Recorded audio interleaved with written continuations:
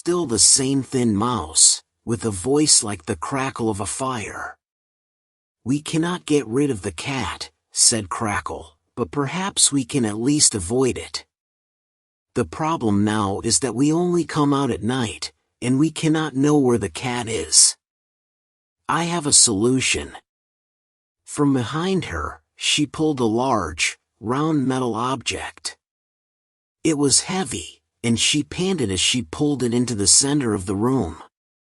"The humans call this a bell. When you move it, it makes a noise." She rolled the bell over and it tinkled.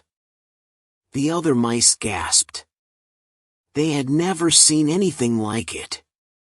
"If the cat is wearing this bell on its collar," Crackle continued, "when she comes we will hear her and be able to run away." "An excellent idea," shouted Nosy, and all the other mice agreed. "Well done, Crackle. Perhaps we did not need to invite Gentle along at all." Again, dozens of cold looks cut into Gentle. But Crackle shook her head. She was the only one who did not look at him. "There is a problem.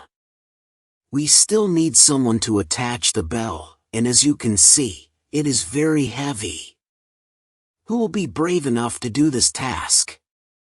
As she finished speaking, a tiny smile spread over her lips.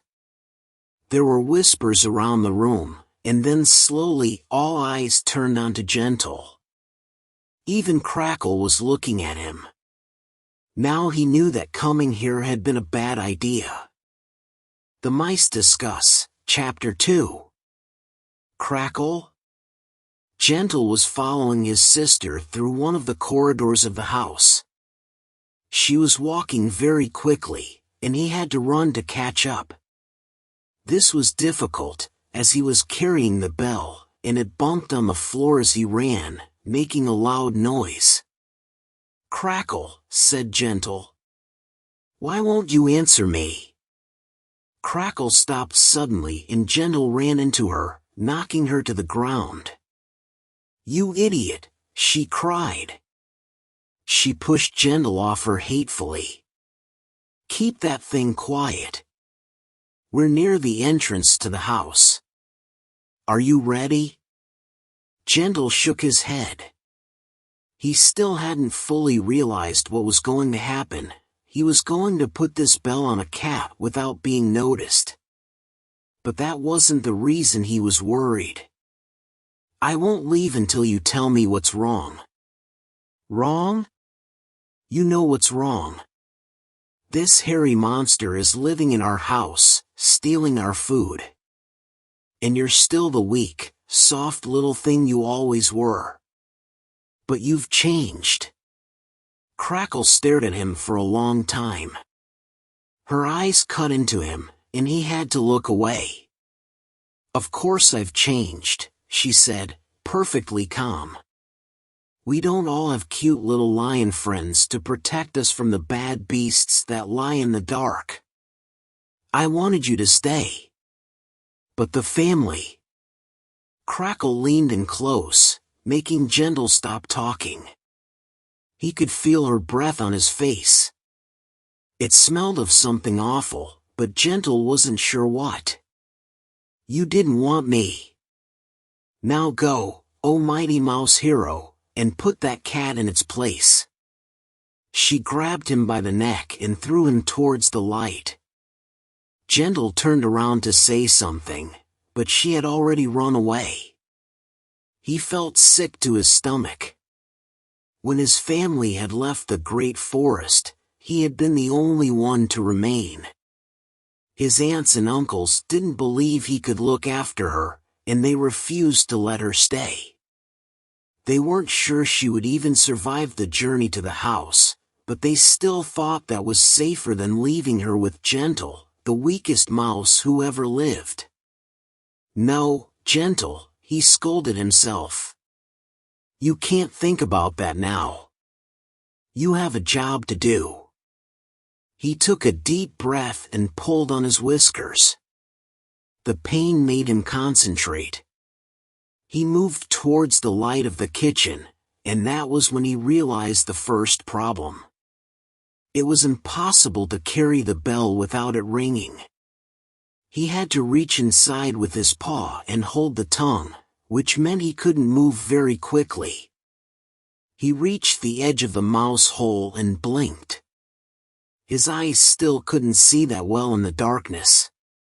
He was used to the bright open space of the forest, and the house was darker than the inside of Crush's cave. Gentle sniffed. This must be the kitchen, the room where the humans kept their food. The smell was like no food he had eaten in the forest. Beyond the kitchen was a dark corridor, and he felt fear just looking at it. He carefully took the bell, silencing it, and crawled forwards. His eyes slowly got used to the light, and he made out the shapes of strange objects. There were chairs and tables and bookshelves, but to Gentle they looked like nothing he had ever seen before. At one point, he thought he saw the cat and jumped, but when he moved closer he saw that it wasn't alive. It was made of some hard, white material, painted with blue patterns. Next to it was a small mouse, made of the same thing, staring at him with lifeless eyes. He had heard about the awful things humans surrounded themselves with, but he never imagined they were this horrible. He wondered if these had once been real animals, that the humans turned into evil statues. Was the mouse perhaps one of his relatives? Gentle felt hopeless. He was shaking with fear, and he had to hold the bell hard to stop it from making a noise. Crackle wanted to punish him. He had hurt her, more than he was ever aware. Why hadn't he written to her, all those years? He went red as he remembered that part of his life. After his family left, the other mice in the great forest teased and bullied him, and he had been so miserable he could hardly think about anyone else. He wanted to finish this and go home. The thing was, he couldn't move quickly as long as he was holding the bell. A long corridor stretched before him, with nowhere to hide, and he decided it would be safer to run across it and ignore the sound. He would have heard the cat if it was near, right? He ran across the floor, the bell banging loudly on the floorboards, and then out of nowhere, a paw fell on his tail. Oh, crumbs! A warm, heavy hand lifted him into the air, and the bell fell onto the floor and tinkled sadly. He looked face to face at a fat orange cat. Its hair was thick and heavy, which probably made it all the quieter in the house, and it had an evil smile on its face. Well, well, well. A new little snack has come my way. And this one has a musical instrument. You are the cat, Gentle said miserably. I have a name, she said. You can call me Fiery, although you won't live long enough to see my flames. You must be the mighty Gentle, who all the animals won't stop talking about. I have heard great stories of your power. Am I really to believe that you made a lion bow down to you? Fiery held Gentle close to her eye, which shone like a flame. He could feel her warm breath on him. It smelled of fish. It is true, Gentle said. He was sure he was going to die, but he might as well try. And I have a hawk as a pet, and a frog as a servant. Ha! I don't believe it. I always thought those mice were telling stories. If you're so great, why did I catch you so easily? Gentle couldn't respond to that. He just closed his eyes and waited to be eaten. Do you know the reason this family decided not to get mouse traps? After a few seconds, Gentle realized she was waiting for his answer.